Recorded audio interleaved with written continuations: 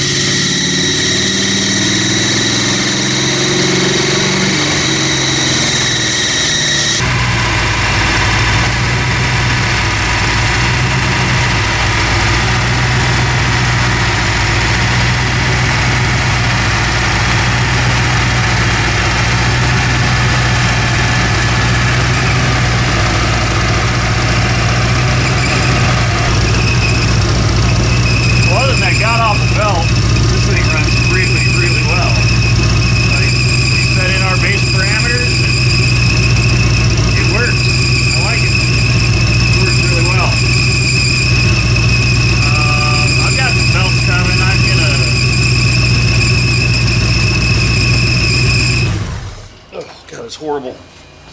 I do have a couple belts coming. We're going to change those out here in a minute, and then I'll make a couple pulls just to see what the thing does, make sure everything's happy.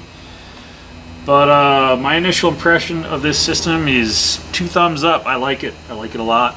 I like the fuel command center. I like the ease of installation. Making sure you have good, clean powers from your battery is very a critical part of the installation on this. I got to do a little research because I'm supplying 12 volts to my coil and my ignition system, where it's normally only has like 7 volts to the ignition system, and I don't know if running 12 volts to it's going to be detrimental. It may kill the coil, or it may kill the Hall effect optic in the distributor. So we may have to. If I leave it wired like this, I'll probably have to put a diode in it so that the ignition system isn't being backfed 12 volts when it's not supposed to be. But man, I'm happy with it. It's going to be, it's going to make this thing a lot of fun to drive for sure. That initial cold startup is beautiful. I mean, that's a really big part of why we go to fuel injection. Plus, we'll be able to drive through altitudes. So if we want to drive through the mountains, this thing compensates for it. Different temperatures. We can dial in the AFR we want to run, so we can run it really lean if we want to, or properly, and it'll be a nice clean exhaust because this thing will compensate for everything, humidity and elevation and all that. So it's going to be a cleaner running engine as well as a stronger running engine, more consistent running at least. Looking forward to driving it. Alright, so I'm going to finish cleaning up the dyno here, and we're going to make a couple pulls. I did put some new belts on because the squeaking belt was annoying me way more than it was annoying you, because I had to hear it every time this car is running around here. So 2 new belts. I did upgrade the coil to a known good 12 volt coil, so I don't have to worry about putting diodes in or anything.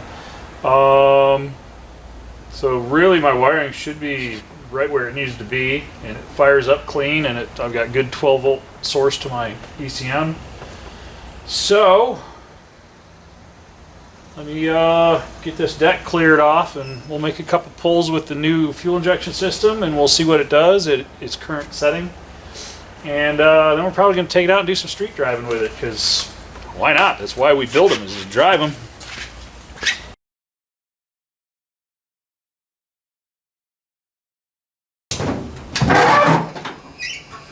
Oh, I need some door hinges.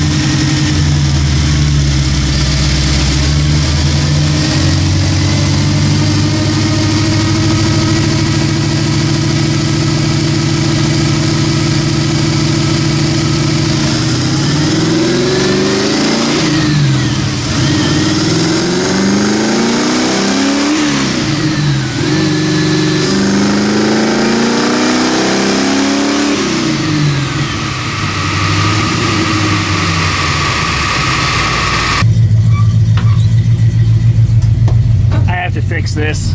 This thing keeps coming loose and it vibrates out, and then it makes the trans pop out of gear. So give me a minute, let me lock this guy down. My idle AFRs look pretty good at idle. That's pretty nice. Talk about a nice clean burn.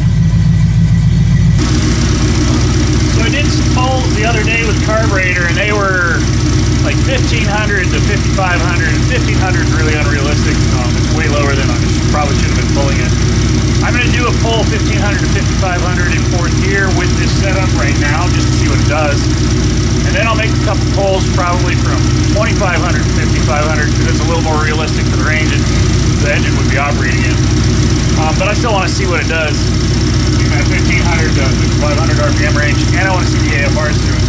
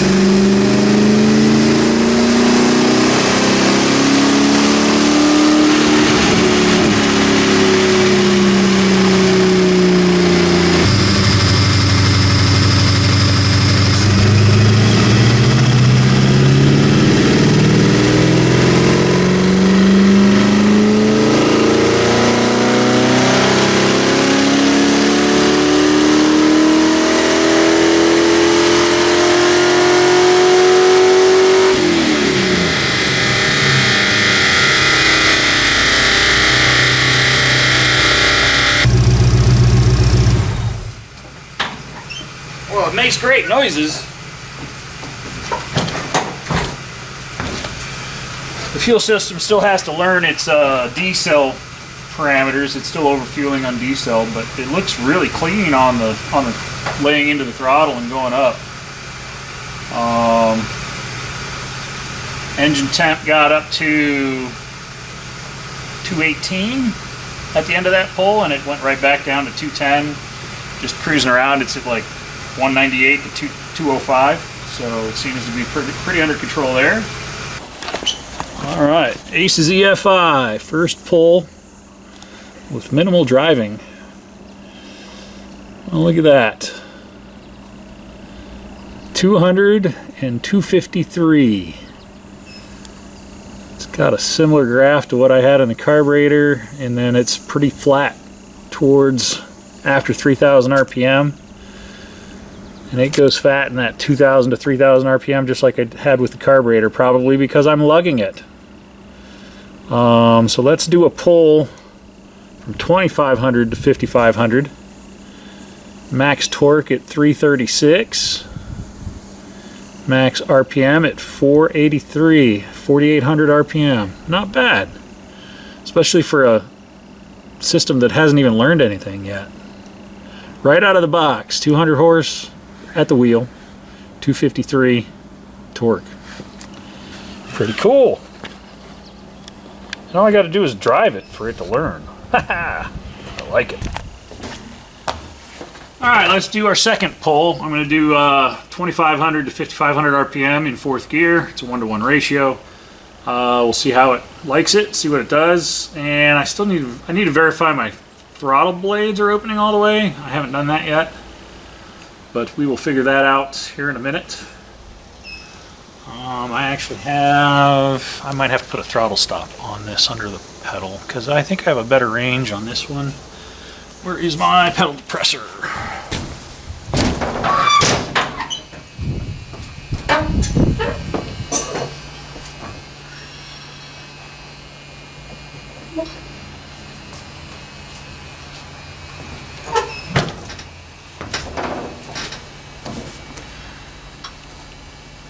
We are pretty much 100% open. That'll do. That's me thinking it's a carburetor in my head. I can just look on the control panel and see throttle position sensor, and it'll read 100%. Gotta get used to these new things, huh?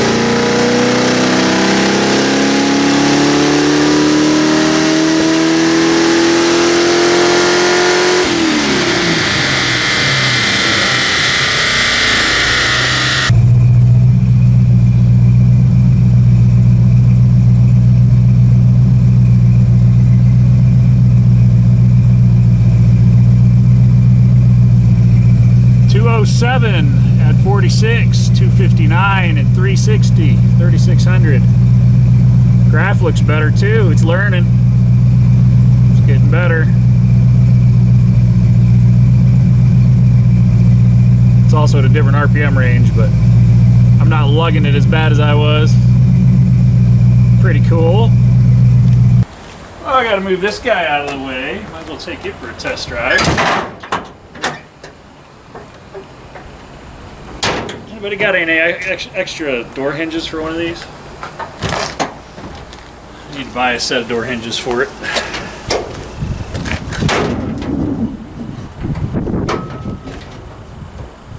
New Aces EFI.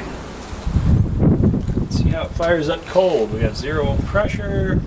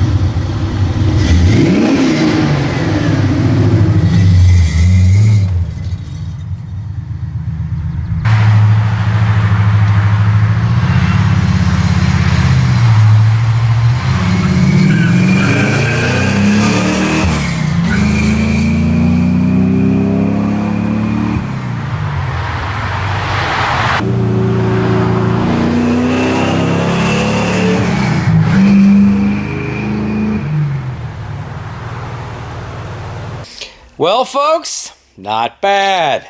For the fact that it's basically on a bass tune and hasn't really done any kind of actual learning, not bad at all. The neat thing with those EFI systems are they get smarter and better as you drive them. So the more it learns what AFRs to be targeting, where throttle is, how the car reacts, what it's pulling against. There's a lot of things that go on in there to be able to figure out the calculus of how much exact fuel to be delivering through the different RPM ranges at the different levels of throttle. And literally, the only way you fix it is you just drive it. You drive it around and let it learn. Give it different varying amounts of throttle, different loads, uphill, downhill, that kind of stuff, and it gets better and better and better and better. So I'm excited to see what it's going to be. It's just a matter of, at this point in time, we're going to have to put some miles on it. So I'm going to probably put some miles on it in the next 2 or 3 days. 100 or 200 miles, run it through a, maybe a tank and a half fuel, and see where she gets, and then we will strap it back on the dyno and see where it is. At the moment, it's pretty dang close to where it was with the carburetor after we just spent, I don't know, 10 hours and changed absolutely everything. Jets and springs and cams and pump shots and accelerator pump and all kinds of things. That's the beautiful thing about the fuel injection system is when you get one, as long as you have your exhaust system plugged up correctly and everything works correctly and you're not getting any kind of false readings and you have good quality power, those EFI systems are fantastic and they just get better the more you drive them. So that's where we're going to end this one at the moment. There will definitely be more with this AcesEFI system. Again, if you're interested in this kind of thing, that is the Aces Classic system that we have that's on that, as well as the Command Center 2, which is that fuel injection or the fuel pump system that's up in the front there. The Classic system is kind of a stripped-down version, gives you about 400 horsepower's worth of power, but it's a pretty good quality machine that it's in a really good price point. And if you use code LucoreRacing, you'll actually save 10% on anything you order from AcesEFI.com. Whether that's the full Royal Flush kit, whether that's the Classic kit that I'm looking at. They do have a 2-barrel kit that I'm also looking at as well for a potential Pinto race car that might be hiding in the backyard. Or if it's Command Center, whatever else they sell. They also do, by the way, sell 4L80 60E controllers as well. So if you're happening to maybe be in the market for one of those kind of things. Anyway, guys, thanks for being here. We appreciate you. We'll see you again soon. Take care. Bye-bye.